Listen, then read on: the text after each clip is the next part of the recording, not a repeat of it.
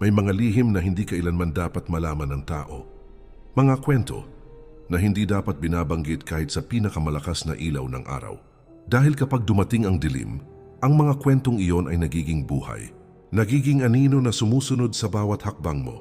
May mga yapak sa bubong na hindi mo kayang ipaliwanag. Mga yapak na mabigat, mga yapak na parang nag-abang ng tamang oras para bumaba. At habang nakahiga ka, iniisip mo na baka pusa lang iyon. Ngunit bakit parang masyado itong mabigat para sa isang hayop? Bakit parang may humahabol na hininga sa bawat galaw mo? Minsan, maririnig mo ang bintana mong kumakaluskos. Parang may kuko na humahagod sa kahoy. Parang tinutuklap ang pagkakakapit ng iyong proteksyon. May mga mata sa dilim. Oo kaibigan, may mga matang nakatingin sa iyo mula sa kadiliman. Hindi sila gumagalaw, ngunit alam mong nandoon sila. Dahil ramdam mo ang bigat ng kanilang titig. At sa bawat segundo tila mas lumalapit sila. Hanggang sa maramdaman mong hindi ka na nag-iisa. Hindi ito kathang-isip, ito ay isang kwento mula sa isang taong humarap sa isang gabi na halos sirain ang kanyang katinuan. Isang gabi na hindi niya inakalang mangyayari sa kanya. Isang gabi na nagpabago sa pananaw niya sa mundo. Kaya ngayon pa lang, huminga ka ng malalim, isara mo ang pinto. Siguraduhin walang nakaawang na bintana. At kung may marinig kang kakaibang tunog habang pinapakinggan mo ito, huwag kang magpapanik. Huwag kang lilingon dahil baka hindi ka na makatingin muli. Bago natin simulan ang mga kwento, huwag mong kalimutang mag-subscribe sa ating channel dahil marami pang totoong kwento ng takot ang naghihintay at masarap masaksihan ng sabay sa bawat bagong episode. Hindi ko alam kung saan ko sisimulan ang kwento na ito, pero kailangan kong sabihin sa inyo ang lahat bago mahuli ang lahat para sa akin. Marami ang naniniwala na ang mga aswang ay kathang-isip lang, panakot ng matatanda para hindi magpuyat ang mga bata. Pero ngayon, hindi ko na alam kung anong mas nakakatakot ang paniniwala sa kanila o ang karanasang dinanas ko mismo. Ako si Ernesto, 34 na taong gulang. Isang simpleng magsasaka sa isang baryo na halos wala sa mapa. Tahimik ang buhay namin noon, simple lang ang lahat. Gigising sa umaga, magtatanim, uuwi bago lumubog ang araw. Walang ingay, walang kaguluhan, puro hangin at kalikasan lang ang kasama namin. Pero sa baryo namin, may mga kwento na matagal nang binabanggit ng matatanda. Mga kwento ng nilalang na lumilipad tuwing hating gabi. Mga nilalang na naghahanap ng laman loob ng tao, ng bata, ng sanggol. Mga nilalang na kaya kang sundan kahit saan ka magpunta. Noong bata ako, palaging sinasabi ng lola ko na kapag may marinig kang yapak sa bubong, huwag kang lalabas. Kapag may kumatok sa pintuan sa oras ng gabi, huwag mong pagbubuksan. At kapag may sumigaw ng baboy sa gitna ng gabi, huwag kang magtaka dahil baka hindi iyon baboy. Noon, tawa lang ako ng tawa sa mga kwento niya. Akala ko kwentong barbero lang, gawa-gawa para takutin kami. Pero mali ako. Mali ako sa lahat ng inakala ko. Isinusulat ko ito dahil may mga bagay na hindi na dapat manahimik. May mga kwento na dapat marinig ng lahat, kahit gaano pa ito kabangungot. Dahil kung hindi ko ito gagawin, baka sa susunod buhay ninyo naman ang kunin nila. Hindi ako humihingi ng tulong. Hindi ako naghahanap ng awa. Ang gusto ko lang ay mag-iwan ng babala bago ako tuluyang mawala. Noong isang linggo, nagsimula ang lahat. May mga tunog na hindi ko kayang ipaliwanag. Sa simula mahina lang, parang kaluskos ng mga dahon, pero habang lumilipas ang mga gabi, mas lumalakas ito, mas malinaw, mas nakakatakot. Naririnig ko ang mga yapak sa bubong. Mabibigat na yapak na parang may taong naglalakad sa itaas ng bahay namin. Pero imposibleng tao iyon dahil ang bahay namin ay gawa sa kahoy at yero at ramdam ko ang bawat pag-apak na parang bumibigat ang hangin sa paligid. Minsan, may naamoy akong kakaiba. Amoy na parang nabubulok na karne na pinaghalong dugo. Kahit anong linis ng bahay, kahit anong takpan ko ang mga bintana, nananatili ang amoy na yon tuwing hating gabi. At kasabay nito, may mga aninong dumarampi sa gilid ng paningin ko. Minsan akala ko tao, pero pagtingin ko wala naman. Hanggang sa isang gabi, may nakita akong malinaw na mata na nakasilip sa bintana. Mapula, matulis ang titik. At doon ko naramdaman na hindi na ito imahinasyon. Alam ko na kung bakit matagal nang pinapayo ng matatanda ang mga babalang iyon. Alam ko na kung bakit hindi dapat binabaliwala ang mga alamat. Dahil totoo sila. Totoo ang mga nilalang na kumakain ng laman at sila ay gutom na gutom. Ngayon ko ito sinusulat dahil baka ito na ang huling pagkakataon. Baka bukas wala na ako, kaya pakinggan mo ang bawat salita ko. Huwag mong gawing biro ang sinasabi ko dahil kung nagawa nilang puntahan ang bahay ko, walang imposible na gawin nila ito sa inyo. Huwag mong baliwalain ang mga yapak sa bubong. Huwag mong pagbubuksan ang kumakatok sa gabi. At higit sa lahat, huwag mong hahayaang makita kanila. Ito ang simula ng kwento ko at hindi pa ito ang pinakamasama. Nagsimula ang lahat sa isang tahimik na gabi. Wala akong inaasahan na kakaiba. Normal ang lahat. Malamig ang simoy ng hangin, tahimik ang paligid, at ang tanging maririnig mo lang ay ang huni ng kuliglig sa labas. Pero may napansin akong kakaiba. Isang kakaibang katahimikan ang bumalot sa buong paligid. Parang biglang nawala ang lahat ng tunog. Wala na ang huni ng kuliglig. Wala na ang tilaok ng manok, wala na kahit ang huni ng mga ibon sa puno. Isang katahimikan na parang humihigop ng lahat ng ingay. Nakahiga ako sa banig sa sala at naramdaman ko ang biglang pagbigat ng paligid. Hindi ko maipaliwanag pero parang huminto ang oras. Parang may nagbabantay sa akin mula sa dilim. Sa una inisip ko na baka guni-guni lang ito dahil pagod ako sa buong araw na pagtatrabaho. Pero biglang may naamoy akong kakaiba. Isang amoy na hindi ko malilimutan hanggang sa huling hininga ko. Amoy na parang pinaghalong dugo at nabubulok na karne. Amoy na parang may isang hayop na matagal nang patay pero pilit na binubuhay. Tumindig ang balahibo ko mula ulo hanggang paa. Ramdam ko na may mali. Kaya tumayo ako at tiningnan ang paligid. Madilim ang bahay namin kahit may ilaw sa lampara. Parang hindi sapat ang liwanag para mawala ang dilim. Para bang pilit na sinasakal ng anino ang liwanag. Paglabas ko sa kusina, mas lalo kong naamoy ang baho at doon ko napansin ang pinto na bahagyang nakaawang. Sigurado akong isinara ko ito bago ako nahiga. Lumapit ako dahan-dahan. Mabigat ang bawat hakbang na parang may humihila sa akin paatras. At nang hawakan ko ang pinto, malamig ito na parang yelo. Isinara ko ito ng dahan-dahan. Pero habang ginagawa ko iyon, naramdaman kong may nakatingin sa akin mula sa labas. Hindi ko makita pero ramdam ko ang titig. Matulis, mabigat at parang tumatagos sa kaluluwa ko. Pagbalik ko sa sala, napansin kong wala na ang amoy. Wala na rin ang bigat ng hangin. Para bang walang nangyari. Pero pas, hindi ako makatulog buong gabi. Dahil habang nakapikit ako, ramdam ko na may nakatayo sa gilid ng banig ko. Tahimik lang siya at kahit hindi ko makita, alam kong nandun siya. At alam kong hindi siya tao. Kinabukasan, sinabi ko ito sa asawa ko. Hindi siya naniwala, sabi niya, baka dahil sa pagod, kaya ako nakarinig at nakaamoy ng kakaiba. Pero alam ko sa sarili ko, hindi iyon imahinasyon dahil bago sumikat ang araw, may narinig akong kaluskos sa bubong. Parang mabigat na yapak na dahan-dahang gumagalaw sa ibabaw ng bahay namin. Hindi iyon daga, hindi iyon pusa. Alam kong hindi iyon basta hayop dahil ramdam ko ang bigat ng bawat pag-apak at ang kakaibang katahimikan na sumasabay dito. At mula noong gabing iyon alam kong may nagmamasid sa amin. At hindi ito titigil hanggat hindi nito nakukuha ang gusto niya. Akala ko tapos na ang lahat nung gabi na yon. Akala ko baka imahinasyon ko lang ang lahat. Gawa ng pagod at antok. Pero kinabukasan, habang abala ako sa bukid, hindi mawala sa isip ko ang amoy na naamoy ko kagabi. Amoy na parang dugo at nabubulok na karne. Amoy na hindi mo makakalimutan kahit isang beses mo lang masinghot. Pag uwi ko ng bahay, normal ang lahat. Tahimik ang paligid, tila walang kakaibang nangyari. Pero nang pumasok ako, bumungad muli ang amoy na iyon.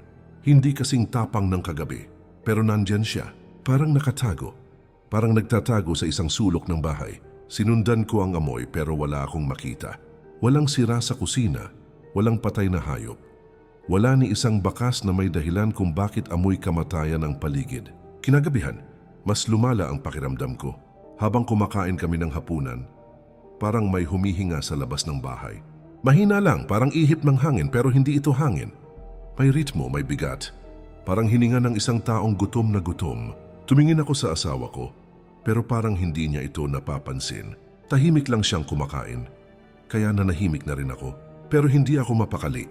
Pagkatapos naming kumain, nagsindi ako ng lampara at tumupo sa sala. Tahimik ang buong paligid. Ngunit maya-maya lang ay muling bumalik ang amoy. Mas matapang na ngayon. Parang may isang bagay na nagbubulok mismo sa loob ng bahay namin. Kinapa ko ang paligid. Tiningnan ng ilalim ng lamesa ang kusina, ang silid, pero wala. Nang bumalik ako sa sala, narinig ko ang unang kaluskos.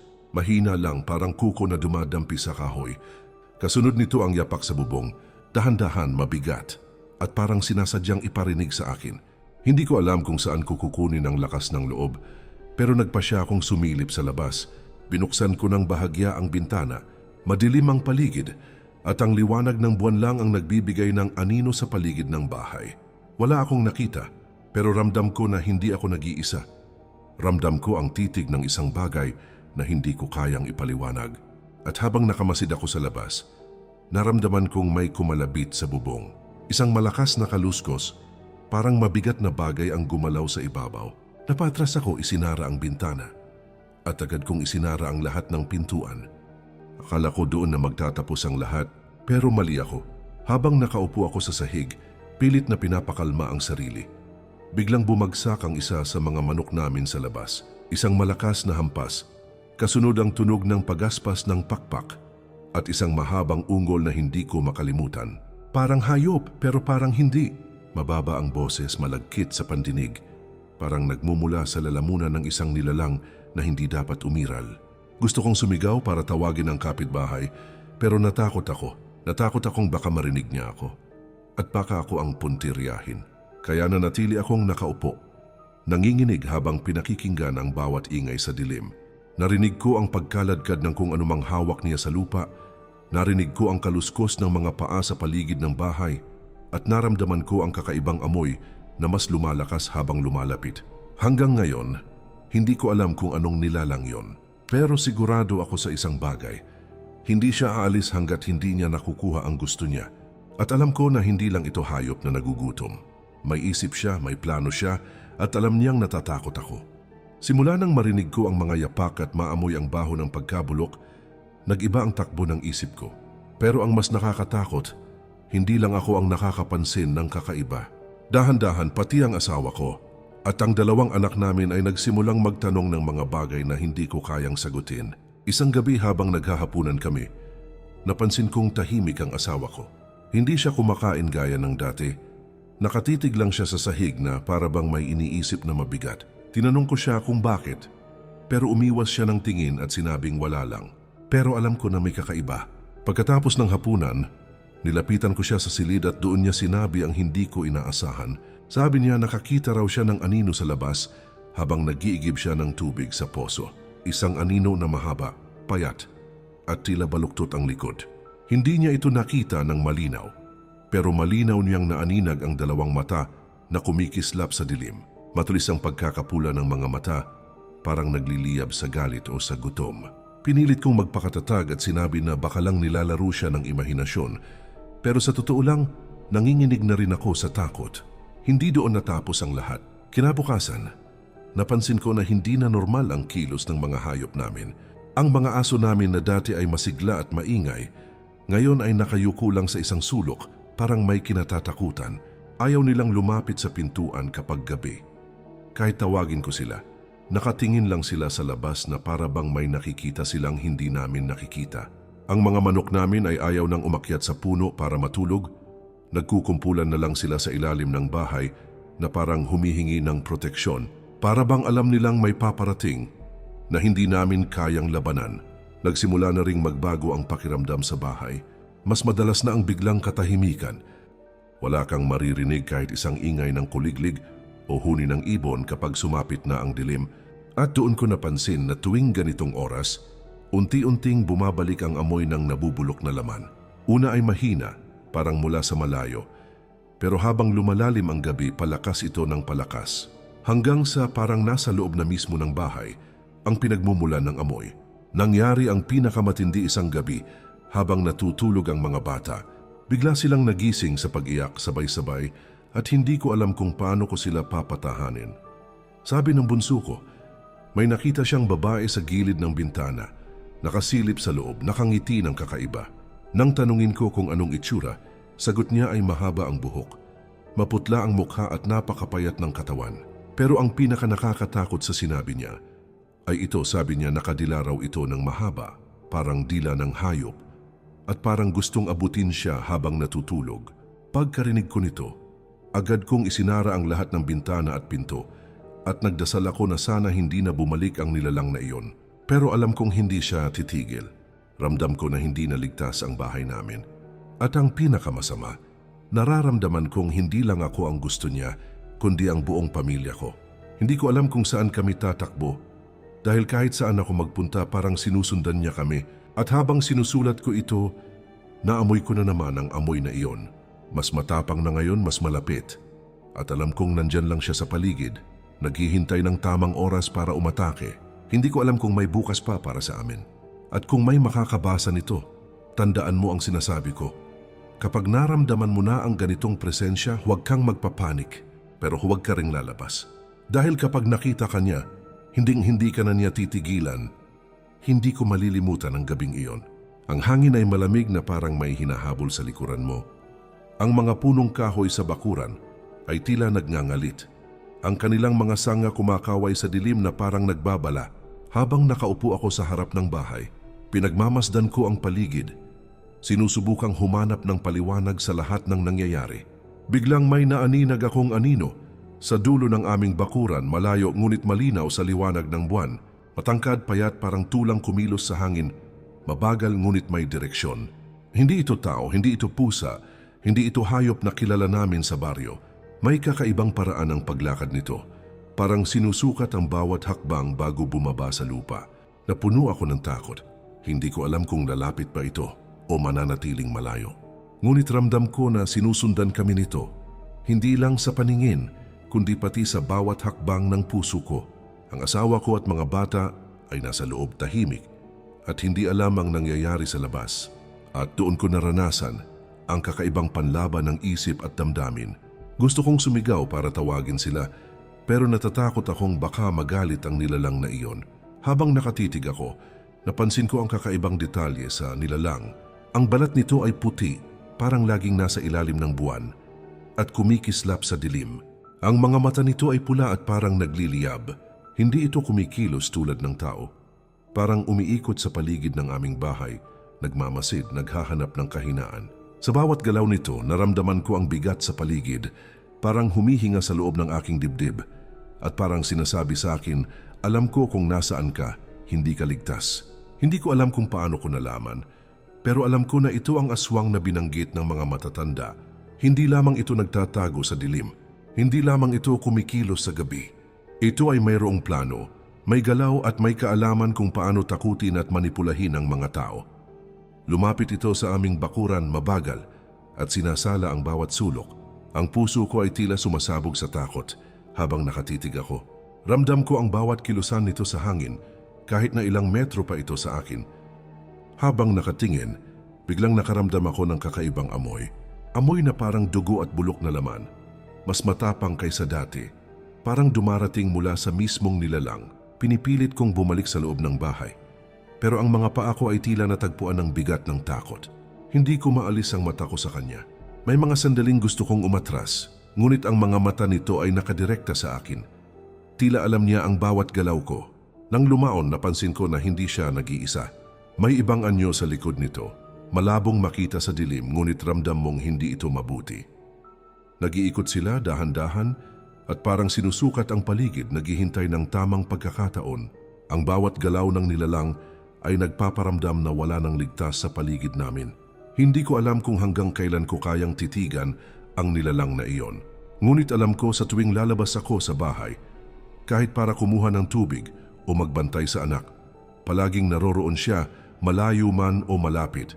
Tinitingnan at sinusukat ang bawat hakbang ko. At sa tuwing nakakaramdam ako ng kakaibang hininga sa leeg ko, alam ko na hindi ito tao at hindi ito mabubuhay tulad ng tao. Ang gabihon iyon ay nagpabago sa lahat. Hindi lang ako ang takot, kundi pati ang pamilya ko ay unti-unting nararamdaman ang presensya ng nilalang. Hindi ko pa rin alam kung anong mangyayari bukas. Pero isang bagay ang sigurado ako, ang nilalang na iyon ay may balak sa amin. At alam ko, hindi ito titigil hanggang makuha niya ang gusto niya. Hindi ko malilimutan ang gabing iyon, ang gabi na parabang bumagsak ang lahat ng dilim sa aming bahay. Simula pa lang ng gabi, ramdam ko na ang kakaibang tensyon sa hangin. Hindi ito karaniwang lamig. Hindi ito karaniwang katahimikan para bang may nagbabantay sa bawat hakbang ko. Habang naglalakad ako sa sala, pakiramdam ko bawat sulok ay may mata na nakamasid sa akin. Bawat anino ay parang may buhay. Bawat galaw ng hangin ay parang may kasama. Pinilit kong patibayin ang loob. Ngunit habang lumalalim ang gabi, mas lumalakas ang kaba sa dibdib ko. Sa kalagitnaan ng gabi, habang natutulog ang pamilya, bigla akong nagising. May naramdaman akong kakaibang kilabot sa likod ko, parang may malamig na hininga sa leeg ko. Tumindig ako mula sa kama, at doon ko narinig ang unang yapak sa bubong. Mabigat, mabagal, may direksyon, at tila sinusukat ang bawat hakbang. Hindi ito tao, hindi ito hayop. Ramdam ko ang bawat pag-apak na bumibigat sa hangin. Para bang sinusubok ako kung ako ba ay handa sa susunod na galaw niya. Lumapit ako sa bintana. Pilit na tinitingnan ang labas. Sa ilalim ng liwanag ng buwan, nakita ko ang anino sa gilid ng bakuran. Hindi lang isa, kundi parang may dalawang nilalang na umiikot dahan-dahan sinusukat ang paligid. Ang isa sa kanila ay matangkad, payat, puti ang balat, at may pulang mata na tila nagliliyab sa dilim. Ang isa naman ay mas malapad, mabagal ang galaw, parang pilit na nagtatago. Ngunit nagmamasid sa amin. Hindi ko maalis ang mata ko sa kanila. Para bang nakatali ang isip ko sa kanilang titig, at habang nakatingin ako, naramdaman ko ang amoy mas matindi kaysa dati. Amoy ng dugo at bulok na laman, parang dumarating mula sa mismong nilalang. Naramdaman ko ang takot sa bawat hibla ng katawan ko, parang bawat buto ay nanginginig.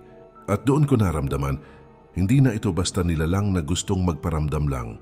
May plano siya, at kami ang target. Biglang may kumatok sa bubong, malakas, mabigat, at parang sinusubukan kaming takutin.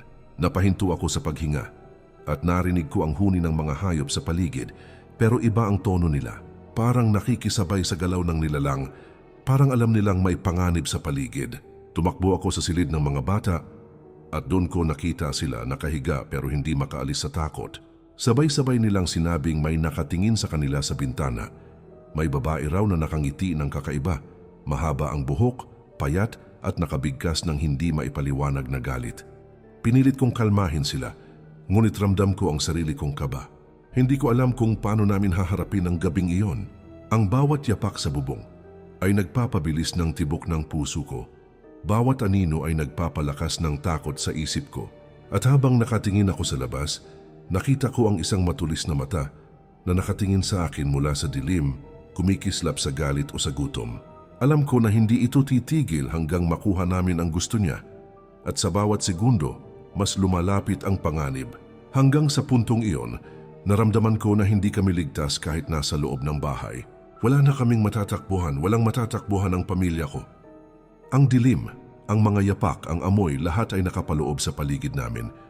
Naghihintay ng tamang pagkakataon, at sa bawat segundo, ang bangungot na iyon ay mas tumitindi, mas lumalapit, at mas nakakatakot kaysa anumang naisip ko noon. Sa gabi na iyon, ramdam ko agad ang kakaibang pagbabago sa hangin. Hindi tulad ng dati, ang simoy ay mabigat. Parang may dalang kalungkutan at galit na nakatago sa bawat hininga. Habang lumalalim ang gabi, napansin kong tila nagiging malabo ang paligid ng aming bahay. Parang ang mga anino ay gumagalaw ng kusa, hindi na lamang nakatayo sa isang lugar. Ang mga puno sa paligid ay kumikilos na, para bang may sariling buhay. At ang mga dahon ay nagngangalit sa bawat hampas ng hangin. Biglang narinig ko ang tinig, mahina ngunit malinaw mula sa labas ng aming bakuran. Parang bulong, para bang alingas-ngas ng kapitbahay, ngunit iba. Hindi ito karaniwang tinig ng tao, hambi, may kakaibang tono, parang may halong sakit at galit. Habang nakikinig ako, naramdaman ko na sinusubukan niyang makuha ang aking pansin. Bakit tila alam niya ang bawat hakbang ko, bawat galaw ko sa loob ng bahay? Hindi ko alam kung guni-guni ko lang o totoo ang naririnig ko. Pero ang asawa ko at mga bata ay gising din. Nakatingin sila sa direksyon ng bintana, nanginginig at tahimik. Sinubukan kong sabihin sa kanila na baka hangin lang iyon o baka kapitbahay lang ang nagsasalita, pero ramdam ko sa sarili ko na hindi iyon totoo. Ang bulong ay paulit-ulit, parang may iniwan na mensahe. At hindi ko maintindihan ang ibig sabihin. Lumabas ako ng bahagya sa harap ng pintuan. Pilit na tinitingnan ang paligid.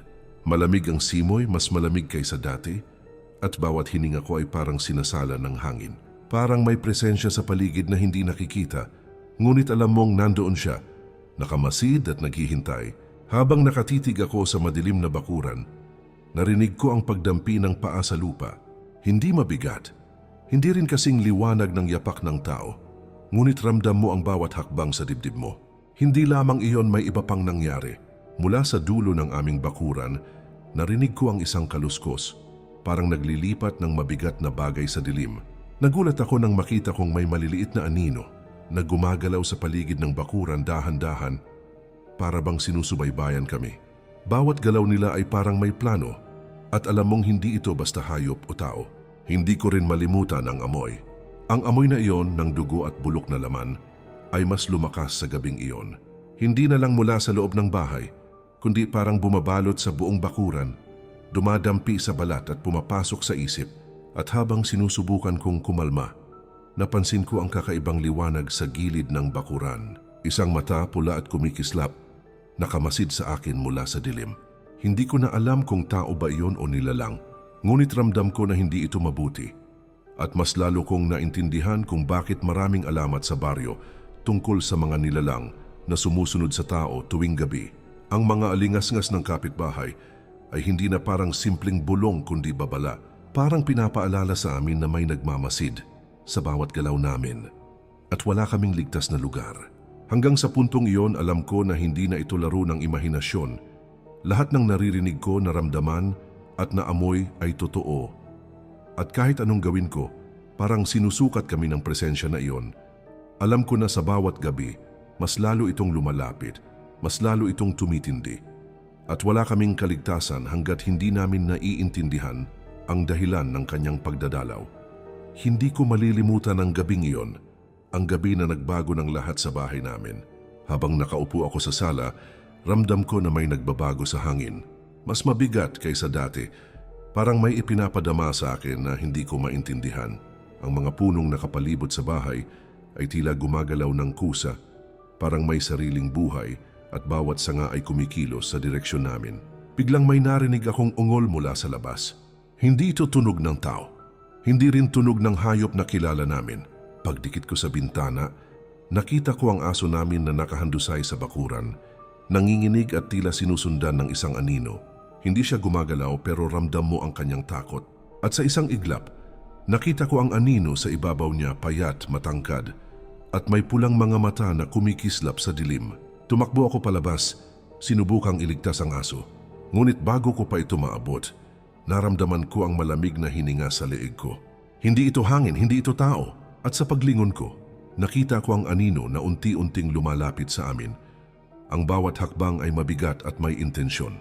Ramdam ko ang galit at gutom sa bawat kilos nito. Ang aso namin ay sumigaw, isang ungol na hindi ko malilimutan. Parang hindi niya kayang ipaliwanag ang takot sa paligid niya. At iyon mismo ang naramdaman ko sa sarili ko. Nang hawakan ko siya, tumanggi siyang lumapit, parang ayaw niyang humawak sa akin. Ngunit bago ko pa siya mailigtas, biglang naglaho ang anino. At ang aso ay nahulog sa lupa, nanginginig at may sugat sa katawan. Hindi ko maipaliwanag kung saan nanggaling ang galos. Ngunit ramdam ko ang galit ng nilalang na iyon. Lumapit ako sa bakuran, tinitingnan ang paligid. Walang bakas ng anino, walang galaw sa dilim, ngunit ramdam ko na hindi pa tapos ang nilalang na iyon. Ang hangin ay malamig, parang humihigop ng lahat ng init sa paligid. Bawat sanga ng puno ay parang nagbabantay. Bawat anino ay parang may sariling intensyon. Ang aso namin ay nanginginig at alam kong hindi ito basta takot ng hayop.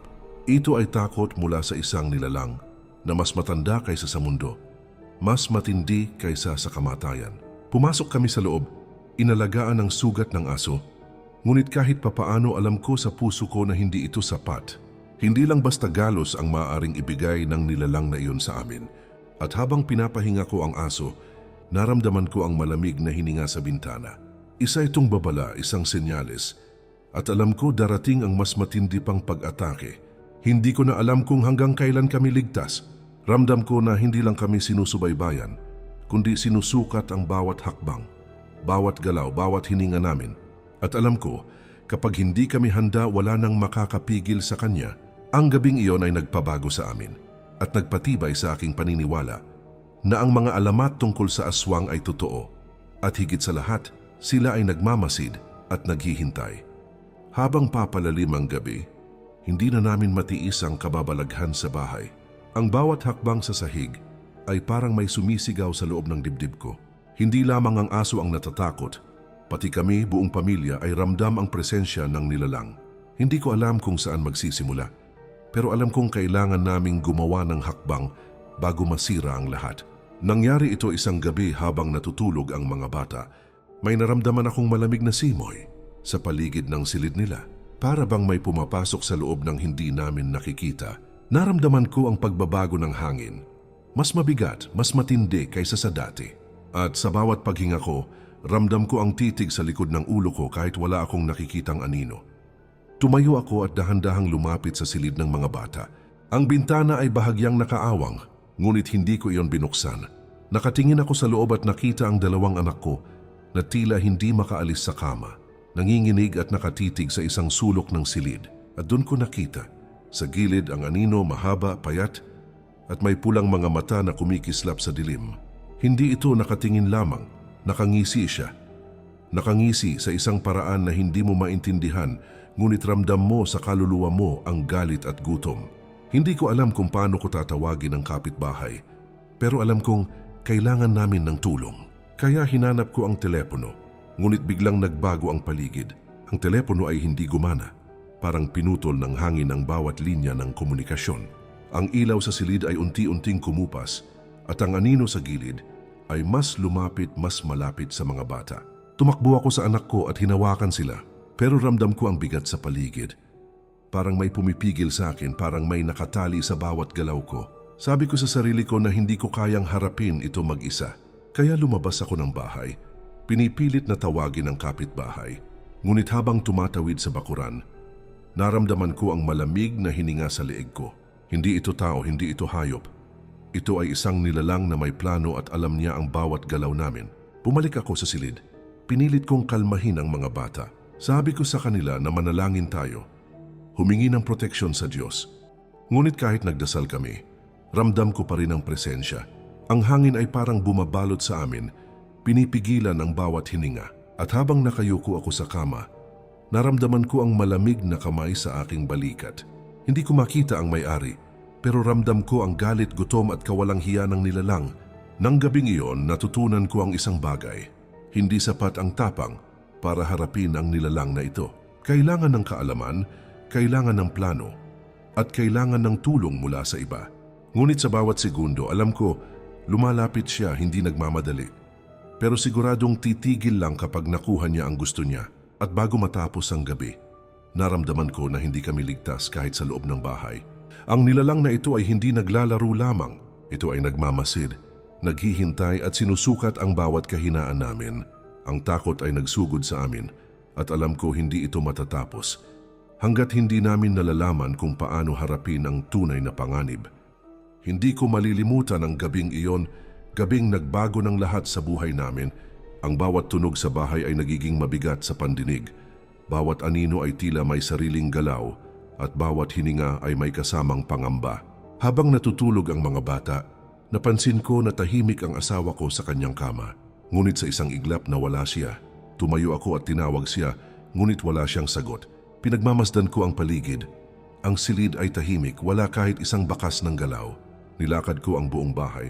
Ang bawat sulok ay sinusuri, ngunit tila nawala siya sa hangin. Hindi ko maintindihan paano siya nawala ng walang galaw, walang ingay, parang hininga lang na nawala sa dilim. Habang sinusundan ko ang bakuran, naramdaman ko ang malamig na hangin na parang humihigop ng init sa katawan ko.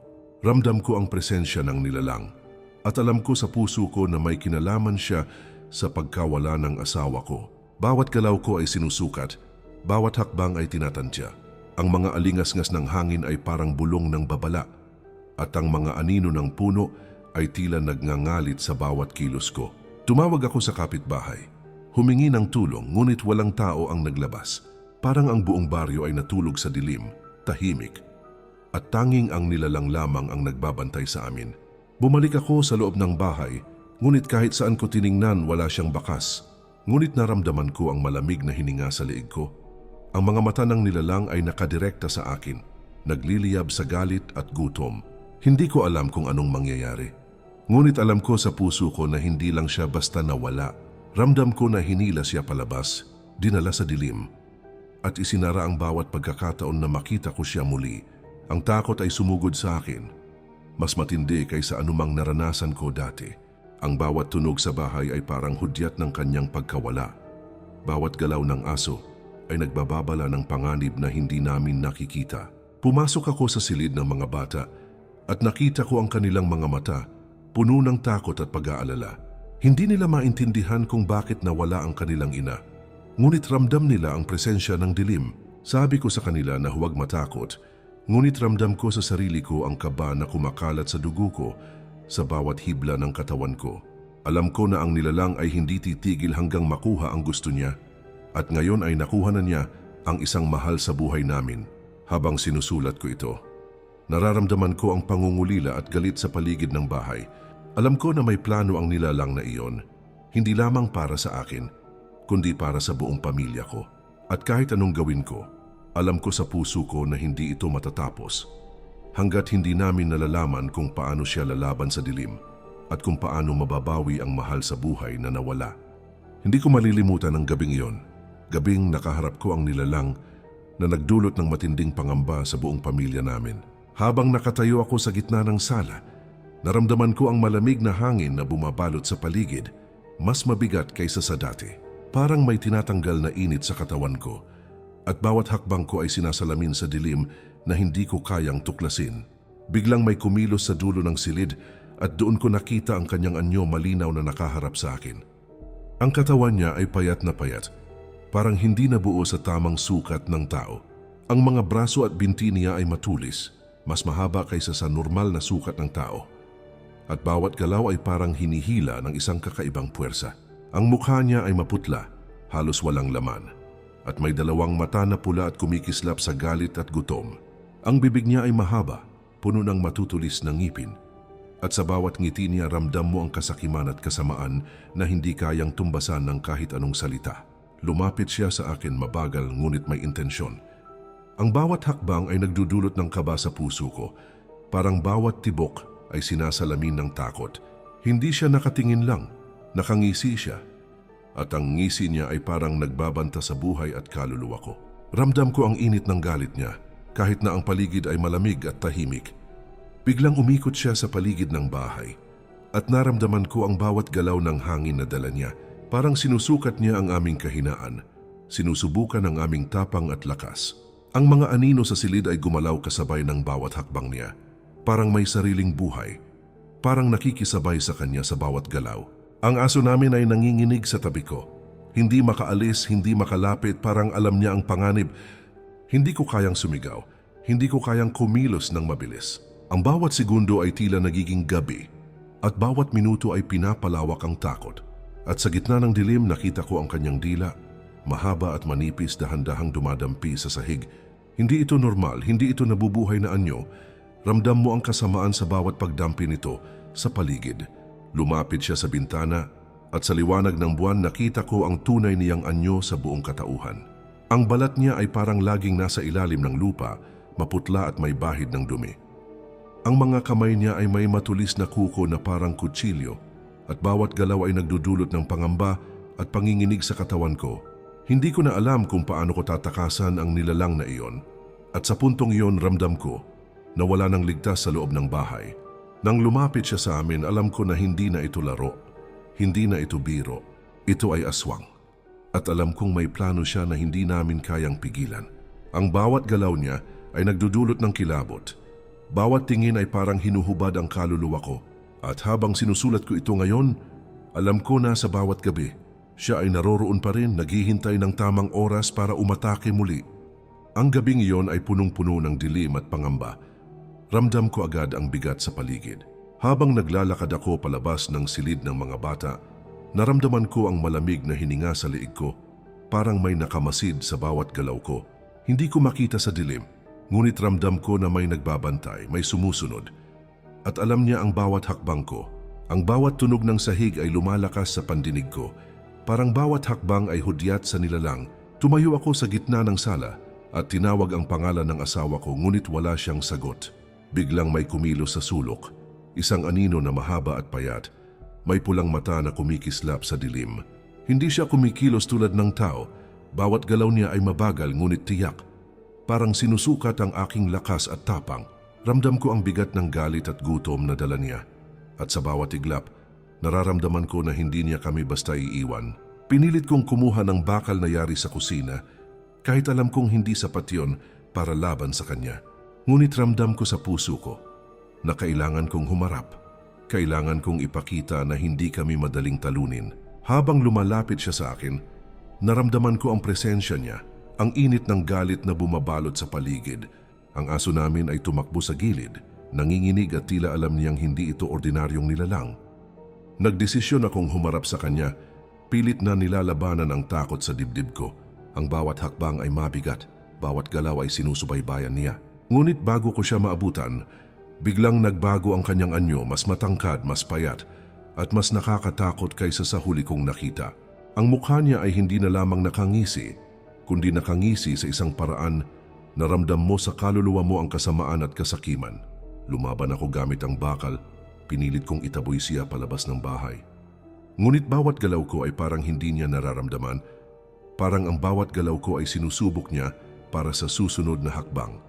Hindi siya tumatakbo, hindi siya sumisigaw, ngunit bawat titig niya ay nagdudulot ng panginginig sa katawan ko. Bawat hakbang niya ay nagbabalik ng takot sa dibdib ko, at alam ko sa sarili ko na ang kalaban ko ay higit pa sa normal na nilalang. Sa isang iglap, tinamaan niya ang gilid ng aking balikat. Hindi masakit, ngunit ramdam ko ang malamig na puwersa na dumadaan sa buto ko. Parang pinapaalala sa akin na hindi ako basta tao sa kanyang harapan, na ang bawat galaw ko ay maaring magdulot ng kamatayan. Tumakbo ako sa silid ng mga bata. Kinuha sila at pilit na itinago. Ngunit ramdam ko na sinusundan niya kami, walang pagkukulang sa bawat galaw. Habang kami ay nagtatago, naramdaman ko ang pagbabago sa paligid. Ang mga anino ay gumagalaw ng kusa at ang hangin ay parang humihigop ng lahat ng init sa paligid. Alam ko na hindi ito matatapos ng madali. Alam ko na ang nilalang ay may plano at kami ay bahagi lamang ng plano niya. Ngunit sa bawat segundo, alam ko rin na may lakas kami sa loob at kahit natatakot kami, kailangan naming lumaban, kailangan naming mabuhay. Hanggang sa puntong iyon, alam ko na ang gabi ay hindi magtatapos ng walang labanan. At kahit ramdam ko ang takot, alam ko na ang pagnanais na protektahan ang pamilya ko ay mas malakas kaysa sa galit ng nilalang.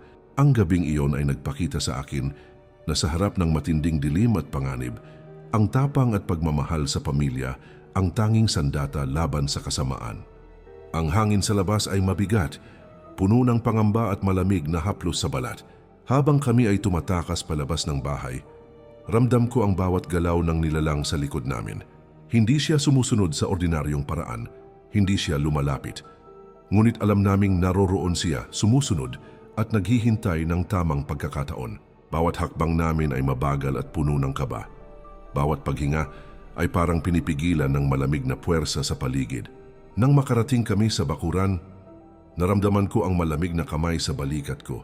Hindi ko makita kung sino. Ngunit ramdam ko ang galit at gutom na dala ng nilalang. Ang aso namin ay tumakbo sa gilid, nanginginig, at alam kong naramdaman niya rin ang panganib. Sinubukan kong itulak ang takot sa sarili ko. Ngunit bawat segundo ay nagdudulot ng panginginig sa bawat hibla ng katawan ko. Tumakbo kami palabas, sa kabila ng bakuran, sa kabila ng kadiliman. Alam naming walang ligtas na lugar sa gabi na iyon. Ang bawat anino ay gumagalaw. Bawat sanga ng puno ay parang humahaplos sa aming mga katawan. Ang mga alingas-ngas ng kapitbahay ay hindi na tunog ng tao kundi babala mula sa kaluluwa ng dilim. Habang tumatakbo kami, naramdaman ko ang isang malamig na hininga sa leeg ng asawa ko at nakita ko ang mata ng nilalang sa gilid ng bakuran, nagliliyab sa galit. Hindi ko alam kung gaano kami katagal tumakbo. Ramdam ko lamang na bawat hakbang ay lumalapit ang panganib. Ang mga anak ko ay nanginginig sa aking mga bisig at alam ko sa puso ko na ang gabing iyon ay may kabayaran sa amin. Hindi lamang takot ang aming nadarama, kundi ang kabayaran ng gabi, ang panginginig sa katawan at ang bigat sa puso. Sa isang iglap, nakita ko ang isang galaw sa dilim, isang anino na mas mabilis kaysa sa aming pagkilos. Hindi namin makita ang anyo, ngunit ramdam namin ang presensya ang intensyon at ang kakilakilabot na galit. Ang hangin ay mas lumamig at ang bawat hininga namin ay parang sinasala. Sinusukat kung sino ang makalalabas sa gabing iyon.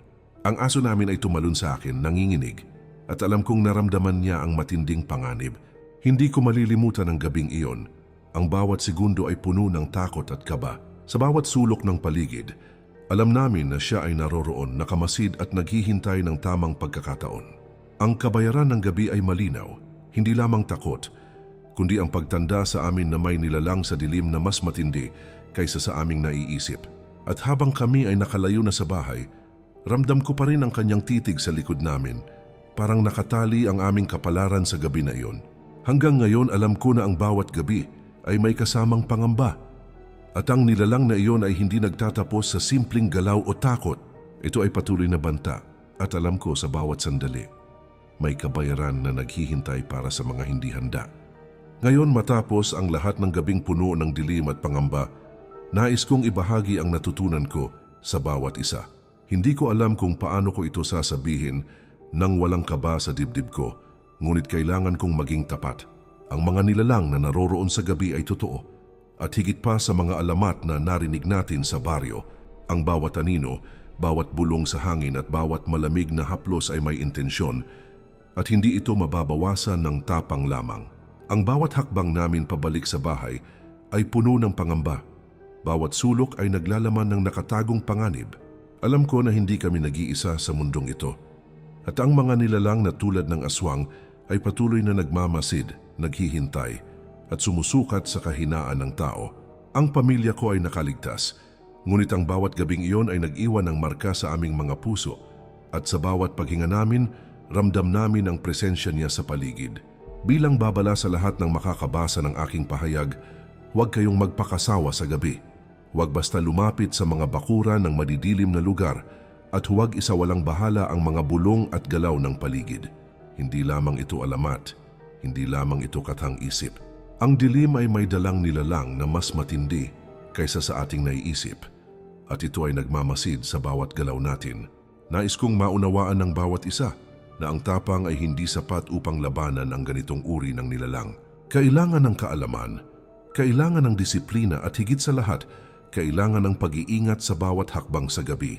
Ang gabing iyon ay nagturo sa akin na may mga bagay sa mundong ito na hindi natin dapat subukang hawakan o tuklasin ng walang handa at walang kaalaman. At sa huling bahagi ng pahayag na ito, alam ko na kahit ako ay nakaligtas, may isang katotohanan na hindi ko makakalimutan. Ang nilalang na iyon ay patuloy na nagmamasid at sa bawat dilim, sa bawat gabi, siya ay naroroon pa rin. Hindi siya mawawala at hindi siya titigil. At sa puntong iyon, alam ko kahit anong gawin namin, may darating na gabi na muling susubok sa aming tapang at sa aming buhay. At marahil, sa gabing iyon hindi na muling makikita ang sinuman na lumabag sa kanyang nasasakupan. Kaibigan, naramdaman mo ba ang panginginig sa bawat sandali ng kwento natin ngayon? Ang dilim ay hindi lamang sa gabi. Ito ay naroroon sa bawat sulok ng paligid, nagmamasid at naghihintay sa tamang pagkakataon. Ang kwento ni Ernesto B. ay paalala sa atin na may mga nilalang sa mundong ito na mas matindi kaysa sa ating naiisip. Ang bawat anino, bawat malamig na hangin at bawat bulong sa gabi ay may dalang babala. Hindi natin alam kung kailan tayo susubukin at hindi natin dapat isawalang bahala ang mga senyales ng panganib. Kaibigan, ang tapang ay mahalaga, ngunit ang kaalaman at pag-iingat ay mas kinakailangan. Ang kwento na narinig mo ay hindi katang-isip lamang. Ito ay totoo. At bawat gabing tahimik ay maaring may nagmamasid sa iyo sa dilim. Huwag hayaan ang takot na lamunin ka. Gamitin mo ito upang maging handa, upang maprotektahan ang sarili at ang mahal mo sa buhay. At tandaan, sa bawat gabi, may nilalang na nagbabantay, naghihintay, at sinusukat ang kahinaan ng bawat tao. Kaibigan, huwag mong kalimutang mag-subscribe sa ating channel dahil marami pang totoong kwento ng takot ang naghihintay at masarap masaksihan ng sabay sa bawat bagong episode. Ang bawat click ay hindi lamang suporta sa kwento, kundi paalala rin na maging mapagmatyag sa dilim at huwag basta-basta magtiwala sa mga anino na nakatago sa paligid mo. Hanggang sa muli, kaibigan, manatiling maingat, manatiling matalino at huwag hayaang ang dilim ay maging higit sa iyo. Sapagkat sa mundong ito, hindi lahat ng nilalang ay makikita, ngunit ramdam mo ang kanilang presensya sa bawat hininga mo.